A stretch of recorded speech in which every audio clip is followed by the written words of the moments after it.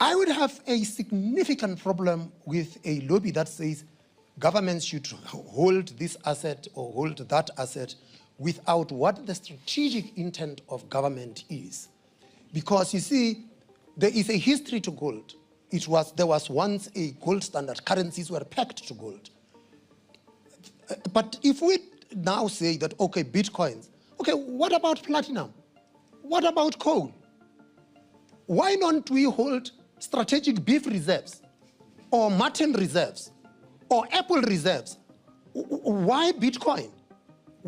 So it's a public policy issue that we have got to be engaged in, and I would caution against the move then that would say there is an industry with a particular interest in a particular product, and we would like to impose it on society and say society must hold this as a reserve. I would have a fundamental problem with it. So why Bitcoin reserve and not beef reserves and mutton reserves? Anyone wants to comment on that?